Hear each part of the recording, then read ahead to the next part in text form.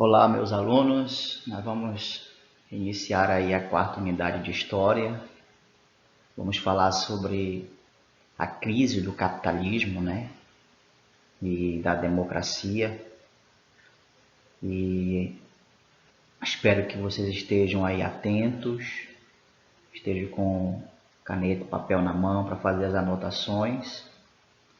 E qualquer coisa vocês podem me chamar aí no privado, tá bom? E essa aula eu vou dividi-la em 3 partes também, tá? E aí no final desse slide tem uma informação lá sobre uma atividade para vocês realizarem, beleza? Então, dando início aí à nossa quarta unidade. A década de 1920 foi considerada praticamente o esplendor para os Estados Unidos. A Primeira Guerra Mundial, que iniciou em 1914 e terminou em 1918, ela provocou uma série de traumas e principalmente crises econômicas, crises sociais, não só no continente europeu, mas praticamente em todo o mundo. O único país beneficiado com a Primeira Guerra Mundial foi os Estados Unidos. Por quê? Porque a guerra não aconteceu em seu território. Enquanto os países europeus estavam lá guerreando entre eles, os Estados Unidos continuou produzindo, e aquilo que eles produziam, é importante frisar, era destinado especificamente aos países europeus que estavam em guerra. Um outro fator que a Primeira Guerra Mundial, ela destruiu grande parte do potencial industrial europeu. E isso fez com que as exportações estadunidenses elas assumissem, né, o mercado internacional. E aí, como vocês podem ver no slide, na década de 1920, os Estados Unidos ocupavam a primeira posição dos países mais ricos do planeta, a primeira posição. Cerca de 30% da população mundial se concentrava em seu território e era o maior exportador de produtos. Os setores que mais contribuíram para essa dinâmica econômica nos Estados Unidos foram a construção civil, a indústria automobilística e o setor elétrico. Na contramão de tudo isso aí, né, do progresso estadunidense, estava a Europa. Uma economia abalada, enfraquecida como consequência da guerra. Os países eles precisavam contrair, ou seja, fazer empréstimos para recuperar não só a economia estadunidense, mas também para reconstruir o país. A Alemanha, em especial, ela foi obrigada a assumir, né, uma dívida ao final da guerra, no Tratado de Versalhes, e essa dívida era superior ao seu PIB, Produto Interno Bruto. E as moedas europeias elas sofreram muito, por quê? Porque houve uma inflação, né, sem precedentes, e isso fez com que a moeda ficasse desvalorizada. Então houve uma desvalorização constante, né, da moeda europeia, e isso acabou influenciando para que muitos países europeus chegassem à falência. Sobre a crise de superprodução, alguns fatores contribuíram para essa crise estadunidense, né, que afetou não só a economia dos Estados Unidos, mas a economia praticamente do mundo inteiro. E como nós podemos observar, os Estados Unidos, enquanto os países europeus estavam lá em guerra, os Estados Unidos continuou produzindo. E a partir já da segunda metade da década de 1920, os países europeus eles conseguiram retomar o desenvolvimento de suas indústrias, e isso fez com que eles procurassem menos produtos estadunidenses. Inclusive, alguns países europeus eles até proibiram a importação especificamente de produtos oriundos dos Estados Unidos da América. Só que, enquanto internamente nos Estados Unidos, o salário dos trabalhadores estava no nível muito baixo. E cada vez mais a produção ampliava e crescia a produção, mas o mercado consumidor, ou seja, os compradores, estava diminuindo. E isso era um problema interno dos Estados Unidos, né? Aumentava-se a produção, mas não tinha pessoas para comprar esses produtos. Mesmo as empresas na época se utilizando de propagandas para atrair consumidores. Como nós podemos observar, muitas propagandas que destacavam o sonho de consumo da população norte-americana, onde todos podiam comprar, todos podiam fazer empréstimos bancários. Então, era a chamada falsa prosperidade.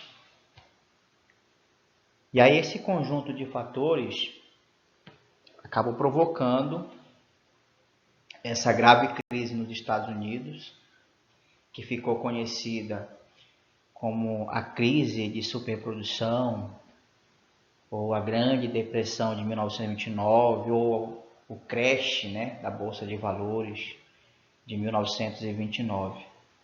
E aí as indústrias produziram muito mais do que tinha de compradores, gerando grandes estoques de produtos. Então, as indústrias, os balcões ficavam abarrotados de produtos, as lojas ficavam abarrotadas de produtos, não tinha quem comprasse, quem consumisse esses produtos. E aí, como vocês podem observar no slide, a partir de 1925, algumas políticas econômicas foram postas em prática nos Estados Unidos. Os bancos possibilitaram formas atraentes de créditos. Assim, a população foi levada ao consumo exagerado. O aumento descontrolado do crédito fácil induziu a prática da especulação na bolsa de valores. O dinheiro foi retirado pelos especuladores e empresários dos setores produtivos, como a indústria, para ser investido no mercado de ações, e já que havia uma falsa impressão de lucro fácil com as especulações financeiras. No entanto, no final da década de 1920, a situação financeira das empresas enfrentou dificuldades ocasionadas pelo alto endividamento e o baixo volume de vendas.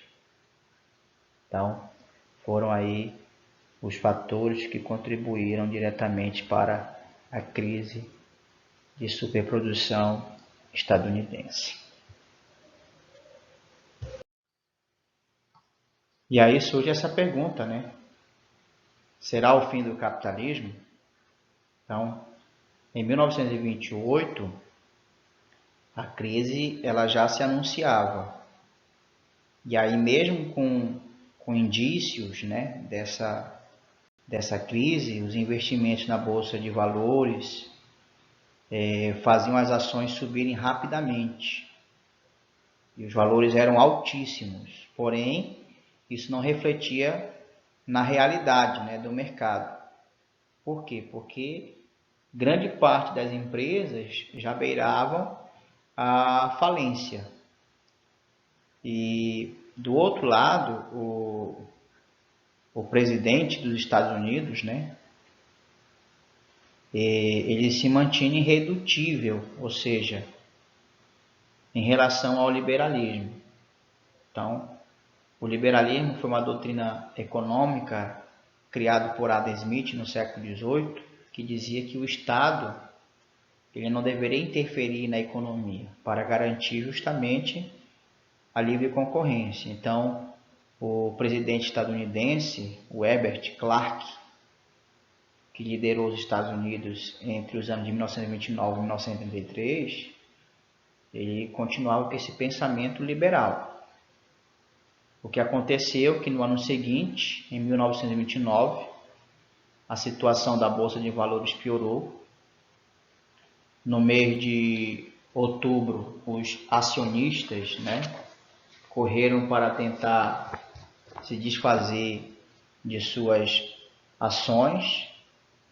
No entanto, essa corrida acabou prejudicando ainda mais o mercado, porque as ações elas se desvalorizavam, muito, porque elas seguiam aí a lógica da lei da oferta e da procura. E aí no dia 24 de outubro de 1929, a queda acentuada no preço das ações levou o que ficou conhecido como crash, ou seja, quebra da Bolsa de Nova York.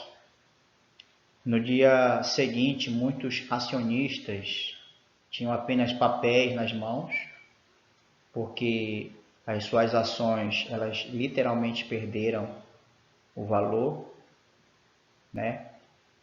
Nas semanas seguintes, a situação ela continua a mesma, porque não havia mais compradores para as ações, e isso acabou influenciando para novas quedas, que foram registradas. Muitos especuladores no mercado de ações utilizavam créditos bancários, e aí com a falência da bolsa, os empréstimos não foram quitados, e isso acabou influenciando ainda mais para o aumento da crise.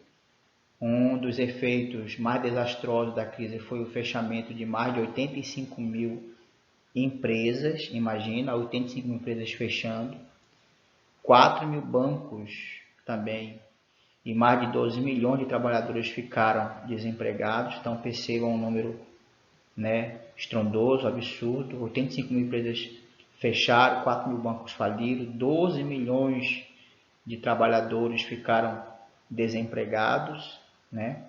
A estagnação econômica dos Estados Unidos ficou conhecida como a Grande Depressão, e os efeitos ou as consequências dessa crise econômica, ela não foi só apenas local, não foi apenas regional, não foi apenas aqui no continente americano, mas ela se espalhou por todo o mundo, Haja vista que os Estados Unidos era, como ainda é hoje, a maior potência capitalista, não só da época, mas também até os dias de hoje, Lógico que tem outros países poderosos que fazem ali frente também, numa concorrência, com a economia estadunidense. Então, com a crise econômica, muitos estadunidenses perderam suas casas e acabaram indo morar em habitações precárias, sem saneamento básico, sem infraestrutura nenhuma, Então, essa crise, infelizmente, ela foi responsável por atingir, principalmente a população mais carente, mais pobre.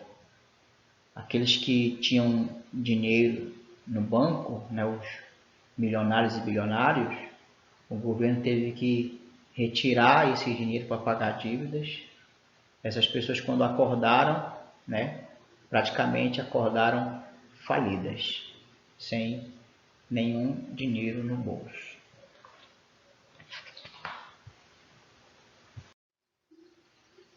E assim nós terminamos essa primeira parte da quarta unidade de História. E agora você vai fazer aí os exercícios da página 460. E é sobre o jogo rápido.